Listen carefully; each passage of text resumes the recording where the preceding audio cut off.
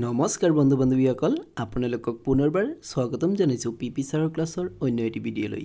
আজি আমি জিঅ'গ্ৰাফিৰ পাৰ্ট 2 লৈ আহিছো। আপোনালোকে যদি পাৰ্ট 1 চোৱা নাই তেতিয়াহ'লে এই ভিডিঅ'টো চাই থাকক আৰু ভিডিঅ'টোৰ শেষত সেই পাৰ্ট 1 ভিডিঅ'টো চাই ল'ব পাৰিব। আশা কৰিছো এই ভিডিঅ'টোত উল্লেখ কৰা প্ৰশ্নবোৰৰ ভিতৰত আপোনালোকে নিশ্চয় কেইটামান প্ৰশ্ন পৰীক্ষাত দেখা পাব। আজিৰ প্ৰথমটো প্ৰশ্ন হৈছে নেপচুন গ্ৰহৰ নীলা ৰং কোনটো গেছৰ বাবে হয়? Which gas is responsible for the blue color of Neptune? আপোনালোকে এই প্ৰশ্নটোৰ জৰিয়তে গম পালে যে নেপচুন গ্ৰহৰ কালাৰটো কি। নেপচুন গ্ৰহৰ কালাৰটো হৈছে ব্লু কালাৰ অৰ্থাৎ নীলা ৰং। এই নীলা ৰংটো কোনটো গেছৰ কাৰণে হয় এইটো সুধিছে। ইয়াৰে কাৰেক্ট এনসাৰটো কি হ'ব? ইয়াৰে কাৰেক্ট এনসাৰটো হৈছে option A is correct answer methane. Methane গেছৰ বাবেই নেপচুন গ্ৰহটোৰ নীলা ৰংটো।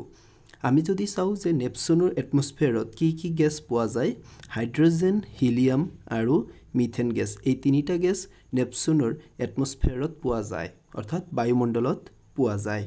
আমাৰ পৃথিৱীৰ বায়ুমণ্ডলত আটাইতকৈ বেছি পৰিমাণে থকা গেছবিধৰ নাম হৈছে নাইট্ৰজেন গেছ, 78% আছে। তাৰ পিছত হৈছে অক্সিজেন গেছ, সেইটো হৈছে 21%। তাৰ পিছত আৰু বাকি অন্যান্য গেছসমূহ মিলি মাত্ৰ 1% আছে। এই কথাটো জানি থৈ দিব।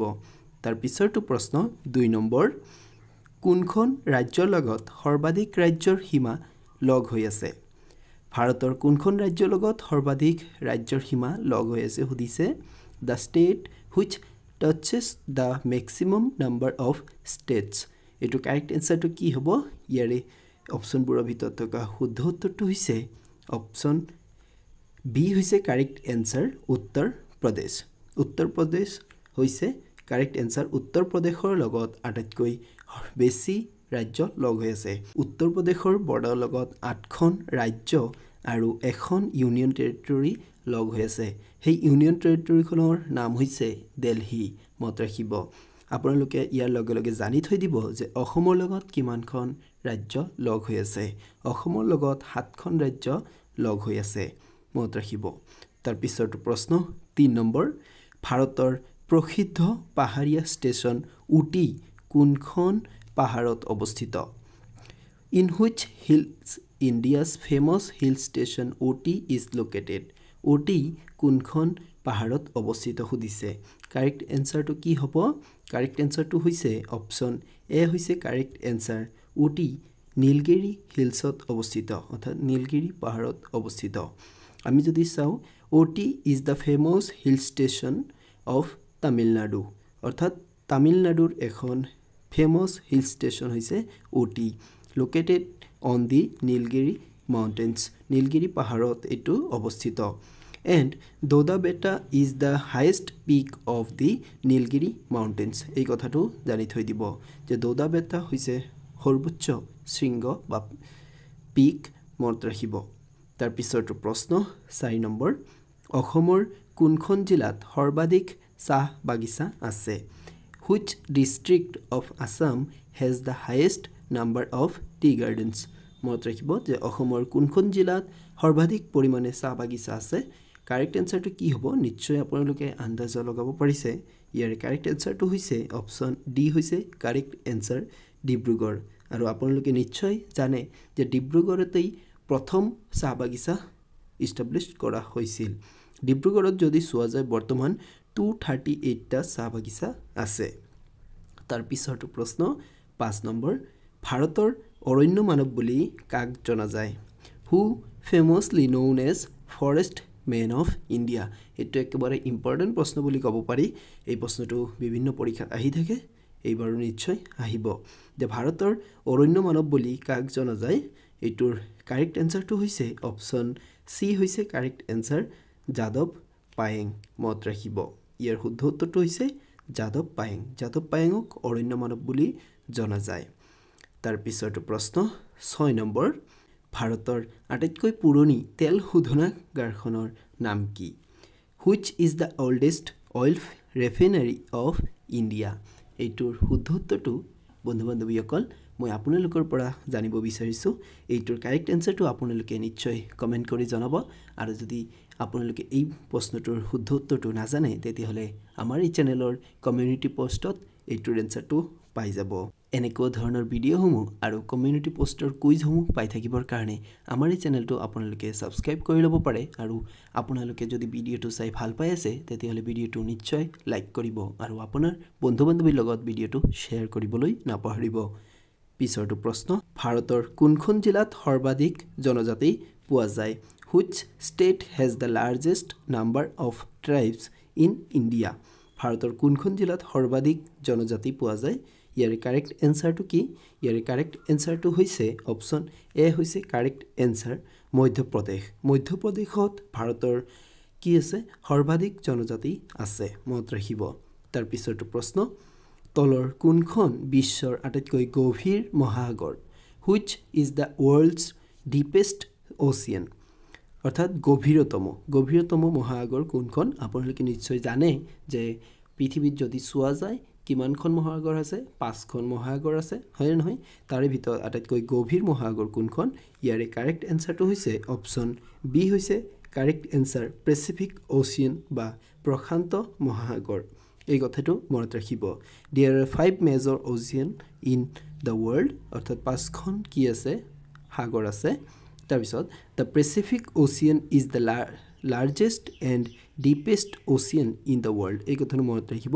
আটাইতকৈ বৃহৎ আৰু গভীৰ মহাসাগৰ হৈছে প্ৰশান্ত মহাসাগৰ the rings of fire is located in the Pacific Ocean the rings of fires located in ocean এই কথাটো মনত ৰাখিব যে প্ৰশান্ত মহাসাগৰত rings of fire পোৱা যায় ring of fire আসলতে কি হয় যে প্ৰশান্ত মহাসাগৰৰ এনেকুৱা এখন ঠাই আছে অৰ্থাৎ এনেকুৱা যে য'ত নেকি আসলতে ভলকেনোবোৰ হৈ থাকে এই কথাটো ৰিংস অফ ফায়াৰ বুলি কোৱা হয় মনত ৰাখিব তাৰ পিছৰটো প্ৰশ্ন 9 নম্বৰ ভাৰতৰ পুৱা সৰ্বাধিক জনজাতি কোনটো Which is the largest tribe of India ভাৰতত পুৱা সৰ্বাধিক জনজাতি কোনটো মানে আটাইতকৈ বেছি পৰিমাণৰ জনসংখ্যা কোনটোত আছে কোনটো জনজাতিৰ আছে এটোৰ কাৰেক্ট এনসাৰটো হৈছে অপচন কি এ হৈছে কাৰেক্ট এনসাৰ ভিল ট্ৰাইব এই কথাটো মনত ৰাখিব The Bhil tribe group as per the 2011 census is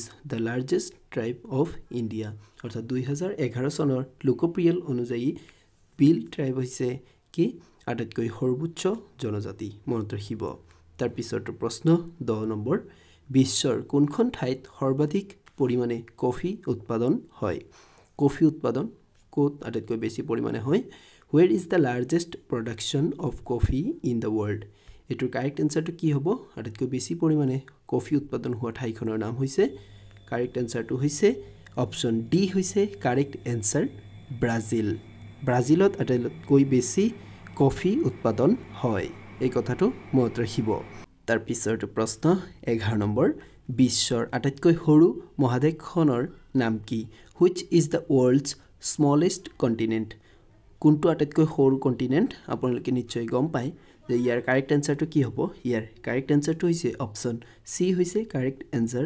Australia হৈছে আটাইতকৈ সৰু মহাদেশ আপোনালোকে নিশ্চয় জানে যে 7খন মহাদেশ পোৱা যায় আৰু সেই 7খন মহাদেশৰ ভিতৰত এছিয়া হৈছে লাৰ্জেষ্ট আৰু অষ্ট্ৰেলিয়া হৈছে একেবাৰে স্মলেষ্ট এই কথাটো মনত ৰাখিব আৰু আফ্ৰিকা আছে সেকেন্ড মনত ৰাখিব তাৰ পিছৰটো প্ৰশ্ন 12 নম্বৰ পেঙ্গুইন চৰাই কোনখন মহাদেশত পোৱা যায় Where are penguin birds found penguin চৰাই কোনখন মহাদেশত পোৱা যায় এটো সুধিছে ইয়াৰে শুদ্ধ উত্তৰটো কি হ'ব ইয়াৰে শুদ্ধ উত্তৰটো হৈছে অপচন ডি হৈছে কাৰেক্ট এনসাৰ এন্টাৰ্কটিকাত আসলতে পেঙ্গুইন চৰাই পোৱা যায় এই পেঙ্গুইন চৰাইবোৰ ঠাণ্ডাৰ দেশত থাকি ভাল পায় মনত ৰাখিব তাৰ পিছৰটো প্ৰশ্ন তলৰ উল্লেখ কৰা নদীবোৰৰ ভিতৰত কোনখন নদী আৰব সাগৰত গৈ মিলিত হয় Which of the following river that falls in the Arabian Sea অৰ্থাৎ কোনখন নদী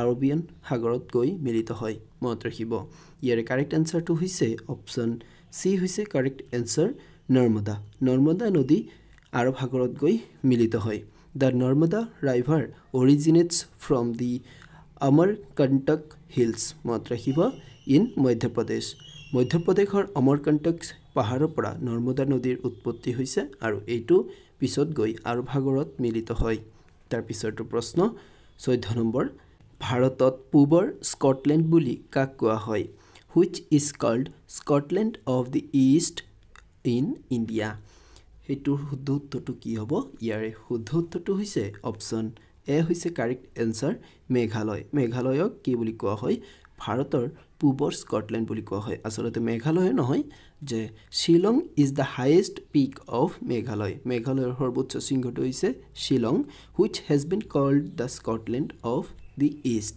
মনত ৰাখিব যে শিলংক আসলতে স্কটলেণ্ড অফ দি ইষ্ট বুলি কোৱা হয় কিন্তু যেহেতু শিলংটো মেঘালয়ৰ ভিতৰতে ইয়াতে অপচনটো মেঘালয় হ'ব কাৰেক্ট এনসাৰ এই কথাটো মনত ৰাখিব আৰু যদি অপচনত শিলং থাকে তেতিয়া শিলং লিখিব তাৰ পিছৰটো প্ৰশ্ন 15 নম্বৰ নীল নদীৰ ওপৰত কোনখন বান্ধ নিৰ্মাণ কৰা আছে which dam is built on the Nile river কোনখন বান্ধ নিৰ্মাণ কৰা আছে নীল নদীৰ ওপৰত সুধিছে কাৰেক্ট এনসাৰটো কি হ'ব ইয়াৰে কাৰেক্ট এনসাৰটো হৈছে অপচন বি হৈছে কাৰেক্ট এনসাৰ আসৱান ডাম আপোনালোকে নিশ্চয় জানে যে নীল নদী হৈছে বিশ্বৰ সৰ্বোচ্চ নদী অৰ্থাৎ দীঘল নদী হয়নে নহয় এই Nile river in Africa is the longest river in the world এই কথাটো মনত ৰাখিব আৰু নীল নদী ক'ত অৱস্থিত আফ্ৰিকাত অৱস্থিত তাৰ পিছৰটো প্ৰশ্ন 16 নম্বৰ কিমান চনত মেকমোহন ৰেখা নিৰ্ধাৰিত কৰা হৈছিল in which year the McMahon line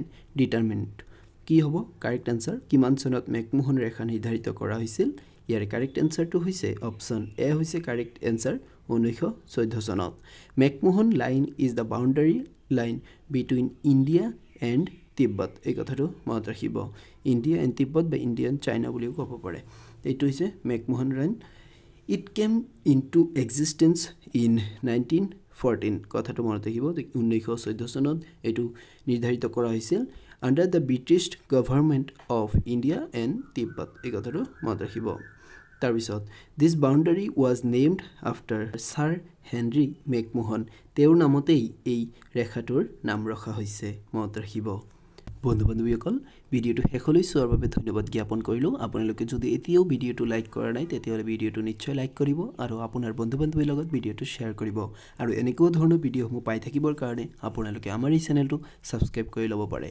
ধন্যবাদ পুনৰ লগ পাম নতুন এটি ভিডিওৰ জৰিয়তে